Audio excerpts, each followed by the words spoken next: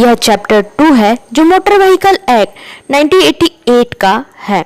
इसमें आपको बताया जाएगा कि जो भी ड्राइविंग लाइसेंस होते हैं उसमें कौन से रूल्स होते हैं, कौन से टर्म्स एंड कंडीशंस होते हैं, एज लिमिट क्या होती है, फाइलिंग किस तरीके से किया जाएगा, प्रोसेस किस तरीके से होगा एंड कौन से रूल्स को एंड डॉक्यूमेंट्स को आपको अक्सर अपने पास रखना है।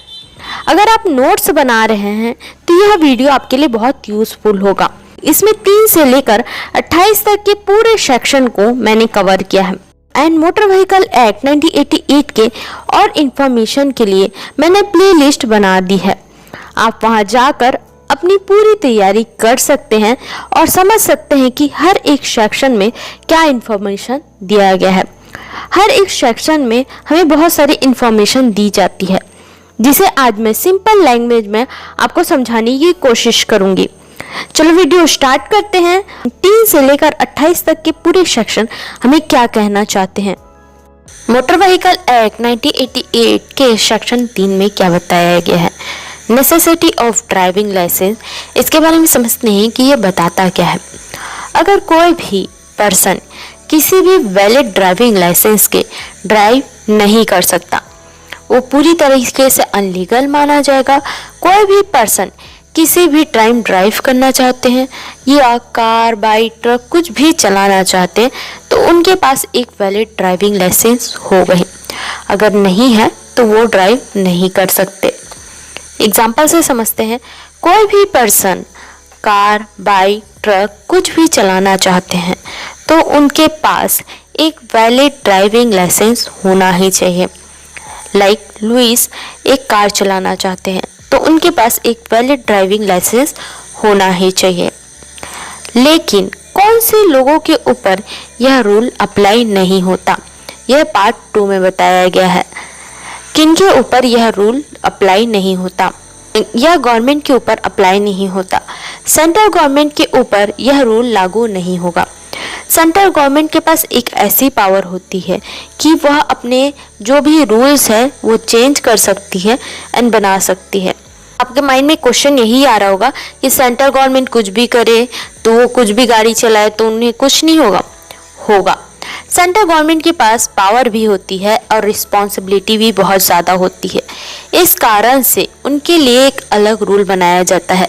अगर वो नियम का पालन नहीं करते तो उनके जो नियम के विरुद्ध जो भी हानियां हुई है उसके अगेंस्ट एक्शन लेने के लिए उनके लिए एक अलग रूल्स बनाए जाते हैं जिन्हें उन्हें फॉलो करना पड़ता है। व्हीकल एक्ट 1988 के सेक्शन 4 में क्या बताया गया है।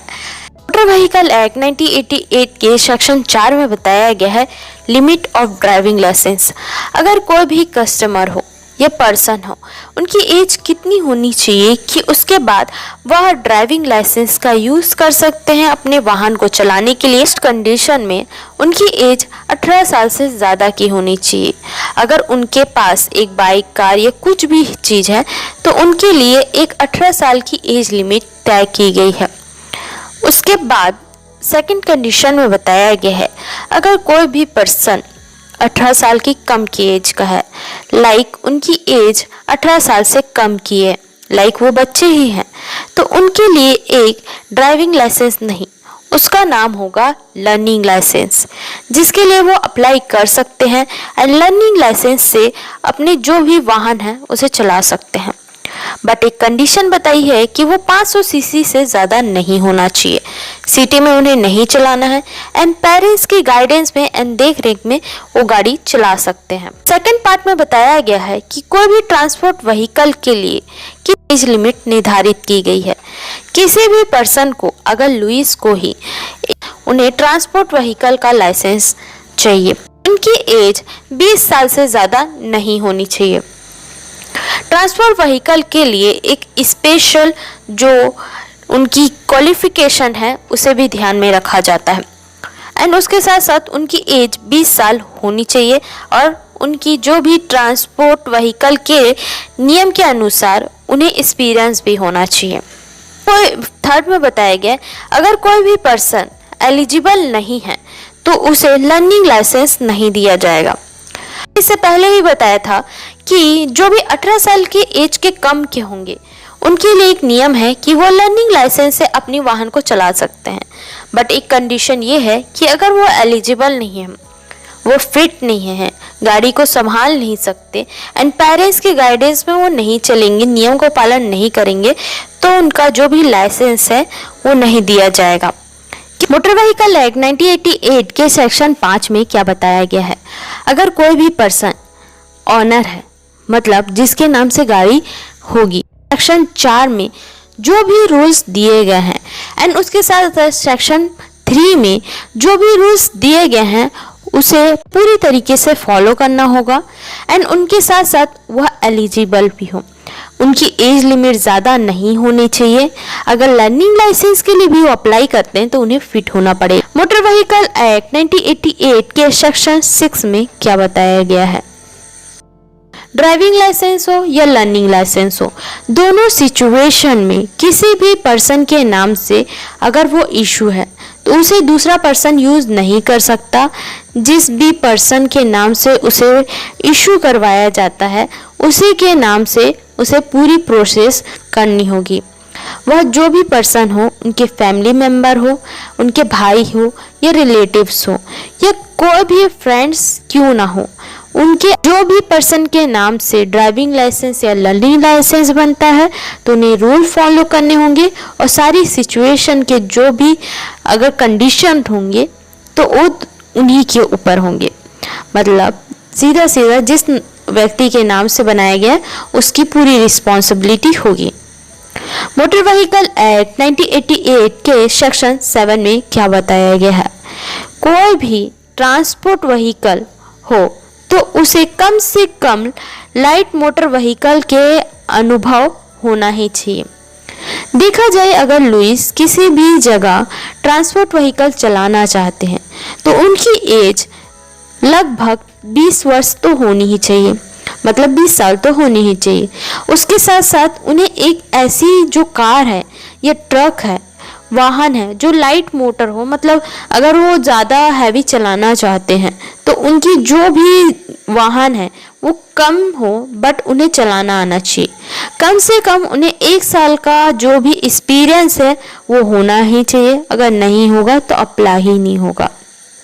बट मोटर व्हीकल एक्ट 1988 के सेक्शन 8 में क्या बताया गया है? कोई भी लर्निंग लाइसेंस के क्या क्या नियम होते हैं, रूल्स होते हैं एंड टर्म्स एंड कंडीशंस होते हैं, उसे पूरी रूप से बताया गया है। वो लर्निंग लाइसेंस बनाना चाहते हैं तो उन्हें पूरे सेक्शन में से सबसे ज़्यादा इम्पोर्टेंट सेक्शन 4 को सभी रूल्स को उन्हें फॉलो करना होगा। कोई भी स्कूल या कॉलेज, अब मैं यहाँ बता दूँ कि कौन से स्कूल या कॉलेज का नाम लेने से आप इसे मत समझिएगा कि आप स्कूल या कॉलेज पढ़ने जा रहे हैं वही स्कूल और कॉलेज होता है। ड्राइविंग लाइसेंस के लिए भी एक स्कूल होता है जहाँ आप ट्रेनिंग लेने जाते हो। तो अगर मैं कहीं भी बोलूँ कि स्कूल एंड कॉलेज तो आपको समझ जाना है कि मैं ड्राइविंग लाइसेंस के जो भी ट्रेनिंग इंस्टीट्यूट्स होते हैं उसे मैं बता रही हूँ। तो आपको ये पता होना चाहिए कि जो भी ड्राइविंग लाइसेंस के जो भी ट्रेनिंग इंस्टीट्यूट्स होते हैं वहाँ सेक्शन 12 के अकॉर्डिंग जो भी रूल्स बनाए गए हैं उसे आपको फॉलो करना होगा। मोटर व्हीकल एक्ट में यह अप्लाई भी किया जाएगा। पार्ट 2 में क्या बताया गया है? अगर कोई भी एप्लीकेशन अप्लाई की जाती है तो एप्लीकेशन की जो भी फीस होंगे वह सेंट्रल गवर्नमेंट के द्वारा निर्धारित होते हैं। सेंट्रल गवर्नमेंट के द्वारा जो भी नियम्स होते हैं, जो भी फीस होती है वो पूरी तरीके से आपको पे करनी होगी। वो ज़्यादा नहीं होती बट पूरी तरीके से पे होनी चाहिए एंड एप्लीकेशन की जो भी डॉक्यूमेंट्स हैं वो आपके सही सलामत होनी चाहिए एंड पूरी तरीके से कंप्लीट होने चाहिए। थर्ड पार्ट में क्या बताया गया है? कोई भी व्यक्ति ट्रांसपोर्ट व्हीकल मोड चलाना चाहते हैं तो सब सेक्शन 1 के लिए उसे मेडिकल सर्टिफिकेट होना बहुत ही आवश्यक है। देखा जाए तो लर्निंग लाइसेंस जो भी लेते हैं उनकी एज 18 साल से कम की हो जाती है तो वो ट्रांसपोर्ट व्हीकल तो चला नहीं सकते। बट इसमें कंडीशन बता दिया गया है किसी भी सिचुएशन में ट्रांसपोर्ट व्हीकल चलाना चाहते हैं तो उन्हें सब सेक्शन 1 के अकॉर्डिंग मेडिकल सर्टिफिकेट होना आवश्यक होता है। पार्ट 4 में क्या बताया गया है, अगर कोई भी व्यक्ति मेडिकल सर्टिफिकेट देता है या ट्रांसपोर्ट व्हीकल के लिए अप्लाई करता है, लाइसेंस अथॉरिटी को लगता है कि वह डिसेबिलिटी है या विकलांग है या उनके में कुछ कमी है जो वो गाड़ी नहीं चला सकते, ऐसे कुछ भी सिचुएशन उन्हें लगती है, तो मोटर व्हीकल वह जो भी खतरनाक तरीके से गाड़ी चलाते हैं या उन्हें लगता है कि ये डेंजरस तरीके से गाड़ी चलाते हैं, तो उस सिचुएशन में उसे रिवोक किया जा सकता है। लाइसेंस को भी रिवोक किया जा सकता है, कैंसिल किया जा सकता है। और लाइसेंस अथॉरिटी के पास ये पावर होती है कि अगर वो सही नहीं लगते या वो उस तरीके से गाड़ी को हैंडल नहीं कर पाएंगे तो उसे पूरी तरीके से लाइसेंस अथॉरिटी के द्वारा रिवोक। मैं बता दूं, अगर किसी भी लाइसेंस अथॉरिटी के पास एक पावर होती है कि वह पूरी तरीके से रिवोक कर सकता है, लेकिन लाइसेंस अथॉरिटी के द्वारा बनाए गए ये नियम कुछ चेंजेस आए, जिसमें 2019 में यह बताया गया कि जो भी नियम बनाए गए हैं उसे विकलांगों के लिए फिट होंगे तो मोटर व्हीकल के लिए अप्लाई कर सकते हैं, बट किसी को भी नुकसान नहीं होना चाहिए एंड इशू कराने से पहले उन्हें पूरी सिचुएशन को अच्छी तरीके से हैंडल कर सके, ऐसे इंसान को ही वो दे सकते हैं। यह बताया गया है 2019 में और हम पढ़ रहे हैं मोटर व्हीकल एक्ट 1988। तो यह अपडेट है, इसे भी आपको पता होना चाहिए, इसलिए मैंने इसे इंक्लूड कर दिया। इसका इजी एग्जांपल समझे, अगर कोई भी पर्सन लाइसेंस अथॉरिटी के द्वारा कैंसिल कर दिया जाता है, हो सकता है वो विकलांग हो, बट कुछ ऐसे लोग होते हैं जो विकलांग होने के बाद भी फिट होते हैं, वो अपने आप को संभाल सकते हैं और गाड़ी को भी संभाल सकते हैं, और उनके लिए भी एक व्हीकल साथ विकलांगों के लिए तैयार की जाती है।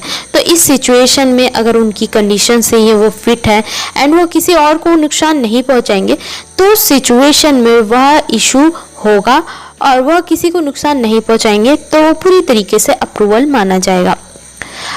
पार्ट 5 में क्या बताया गया है, सेंट्रल गवर्नमेंट के द्वारा जो भी टेस्ट होता है वो लर्निंग लाइसेंस के लिए टेस्ट होगा और उससे में पूरी तरीके से आपको पास आउट होना पड़ेगा।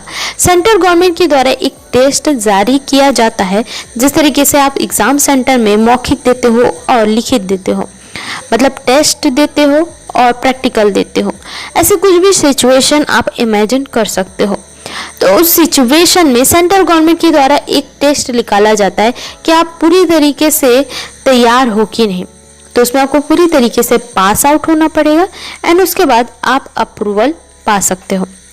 व्हीकल एक्ट 1988 के सेक्शन 9 के बारे में अभी तक आपने समझा लर्निंग लाइसेंस के बारे में। अब आप समझेंगे कौन से टर्म्स एंड कंडीशंस होते हैं ड्राइविंग लाइसेंस के लिए। आपको पता होना चाहिए कि 8 में आपको बताया गया है लर्निंग लाइसेंस एंड 9 में बताया गया है ड्राइविंग लाइसेंस। आपको कोई भी कंफ्यूजन नहीं होना चाहिए।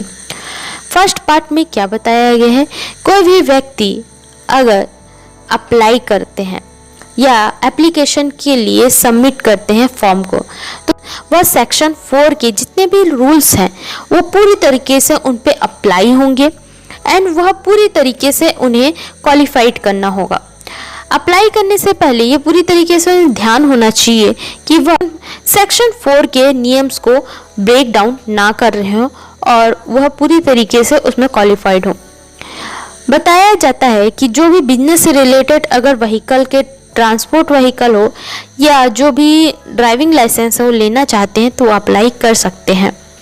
इन पार्ट में बताया गया है कोई भी स्कूल या कॉलेज जो ट्रांसपोर्ट व्हीकल के लिए या जो भी ड्राइविंग लाइसेंस हो या जो भी ट्रेनिंग इंस्टीट्यूट्स हैं उन पर वो सिखाते हैं किसी भी वाहन को चलाना, स्कूल या कॉलेज दोनों सिचुएशन में अगर वह किसी भी वाहन का चलाने के लिए ट्रेनिंग देते हैं तो उन्हें सेक्शन 12 के पूरे नियम्स को फॉलो करना होगा और अच्छी तरीके से उसे अप्लाई भी करना होगा। मतलब सेक्शन 12 को आपको अच्छे से पता होना चाहिए कि कौन से सेक्शंस के अकॉर्डिंग आपको चलना ही है, जो आपको आगे चल के पता चल ही जाएगा। एंड मैंने इसके लिए सेपरेट वीडियो बना दिए, आप सर्च करके भी देख सकते हो। एंड उसके साथ साथ सेकेंड पार्ट में क्या बताया गया है, अगर अप्लाई करते समय जो भी ड्राइविंग लाइसेंस हो तो उसके लिए सेंट्रल गवर्नमेंट के द्वारा एक फीस बनाई जाती है। उस फीस को पूरी तरीके से आपको कंप्लीट करके देना होगा। ऐसा नहीं है कि जो भी फीस है मैं बाद में दे दूंगा, नहीं, जो भी फीस होंगी उसे देना पड़ेगा। पार्ट 3 में क्या बताया गया है, जो भी स्टेट सेंट्रल गवर्नमेंट के द्वारा जो भी टेस्ट होता है उसमें आपको पास आउट होना पड़ेगा। अगर आपने लर्निंग लाइसेंस पहले प्राप्त कर लिया हो तो कौन से सिचुएशन को आपको फॉलो करना होगा। अगर आपने कोई भी लाइसेंस को पहले प्राप्त कर लिया है, मतलब आपने अपने पास रख लिया है या आपको मिल गया है, तो उस सिचुएशन में कौन से नियम्स होंगे।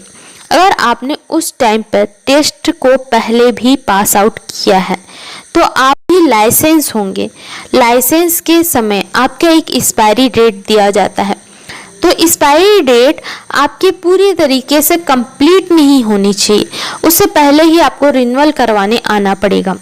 एंड आपको एप्लीकेशन में 5 साल से ज़्यादा नहीं होना चाहिए लाइसेंस के लिए, उससे पहले आपको आना पड़ेगा। और लाइसेंस के प्राप्त होने के बाद जो भी एक्सपायरी डेट होती है उससे पहले आपको कंप्लीट करना होगा। ऐसे नहीं एंड समय में आप आ रहे हो उसके बाद रिन्यूअल का टाइम आ गया, ऐसा वैसा नहीं, जो भी डेट है उससे पहले आपको आना पड़ेगा और उसके बाद उसको रिन्यूअल करवाना होगा।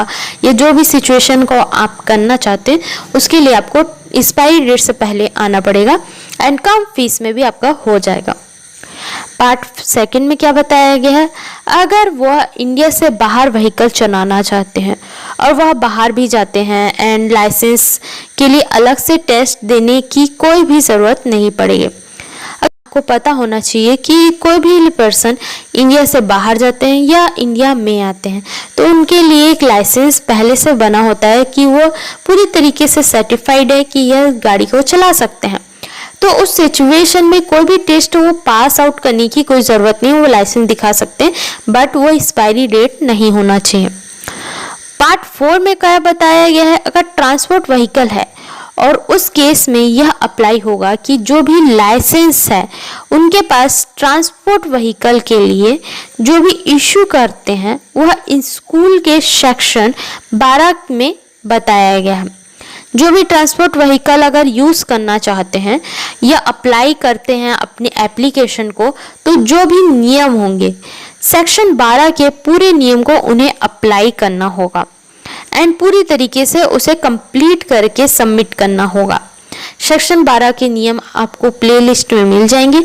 एंड पार्ट 5 में क्या बताया गया है, अगर कोई भी पर्सन अप्लाई करते हैं किसी भी सिचुएशन में एप्लीकेशन सबमिट करते हैं और पास नहीं होते हैं, लाइक फर्स्ट दिन आप गए, लुइस फर्स्ट दिन जाते हैं और उन्होंने अपने लाइसेंस के लिए अप्लाई किया है, तो अगर वो फर्स्ट दिन फेल हो जाते हैं तो 7 दिन बाद वो फिर आएंगे एंड उस टाइम पर फिर से टेस्ट देंगे एंड उसके साथ साथ अगर उसमें भी फेल हो जाते हैं तो उन्हें फिर एक चांस दिया जाएगा और वो 3rd बार आएंगे एंड उसमें भी फेल हो जाते हैं तो उनके लिए एक अलग डेट बनाई जाती है जिससे वो अपने प्रैक्टिस को जारी रखे एंड जब नेक्स्ट सिचुएशन आए वह पूरी तरीके से पास आउट हो। तो 3 चांसेस के बाद उन्हें 60 दिन का समय दिया जाता है। 60 दिन के बाद वह फिर से आकर अपना जो भी ड्राइविंग लाइसेंस के लिए टेस्ट होता है उसके लिए अप्लाई कर सकते हैं और टेस्ट दे सकते हैं कि आप जाओ, 3 टेस्ट में आप पास नहीं हुआ कोई बात नहीं, आप फिर जाओ अपनी प्रैक्टिस जारी रखो। उसके बाद आपका जो भी टेस्ट का जो भी आएगा पार्ट मतलब 60 डे के बाद आप फिर से अप्लाई करो, आपको हो जाएगा। उनकी आदत रोज़ाना ड्रिंक करने की है, नशा करने की है या वह क्राइम करते हैं, क्राइम पे इन्वॉल्व रहते हैं, उनकी क्राइम हिस्ट्री है या वह एडिक्टेड हैं या किसी भी पर्सन को हमेशा हार्मफुल पहुंचाते हैं या नशा का हमेशा सेवन करते हैं, ड्रग्स, अल्कोहल, सिगरेट या कुछ भी ऐसी चीज़ें जिससे दूसरे को हार्मफुल हो सकता है, तो उस सिचुएशन में उनके लिए एक नियम बनाया गया है कि अगर वह इस तरीके की चीज़ें सेवन करते हैं तो उस सिचुएशन में उनके लिए एक बताया गया है कि आप अगर ऐसे सिचुएशन से अगर ऐसे चीज़ें सेवन करते हैं तो उनकी जो भी एप्लीकेशन है उसे रद्द कर दिया जाएगा। सेक्शन 10 में क्या डेफिनेशन दिया गया है, जो भी लाइसेंस होते हैं ड्राइविंग लाइसेंस उनके कुछ नियम होते हैं। तो ऐसे कौन से नियम है आपको समझना पड़ेगा। कोई भी पर्सन अगर ड्राइविंग लाइसेंस या लर्निंग लाइसेंस के लिए अप्लाई करता है तो कौन कौन से सेक्टर है या कौन कौन से जो भी लाइसेंस है उसे ले सकता है, ऐसे कौन कौन से व्हीकल्स हैं जिसके लिए उन्हें अप्लाई कर सकते हैं। तो सेक्शन 8 के व्हीकल में सेंट्रल गवर्नमेंट के द्वारा ऐसे नियम्स और अच्छे से बताए गए हैं। तो फर्स्ट जो लर्निंग लाइसेंस है एंड जो भी ड्राइविंग लाइसेंस है, ऐसे कौन से व्हीकल ले सकते हैं। फर्स्ट है motorcycle without gear, motorcycle with gear हैं जो विकलांगों के लिए बनाए जाते हैं उसे भी ले सकते हैं। लाइट मोटर व्हीकल के लिए भी लाइसेंस लिया जा सकता है। ट्रांसपोर्ट व्हीकल के लिए भी, जो रोड ट्रैवल के लिए भी या जो भी स्पेशल तरीके से किराए पे दिए जाते हैं और किराए के लिए यूज़ किए जाते हैं, वहाँ भी लिया जा सकता है।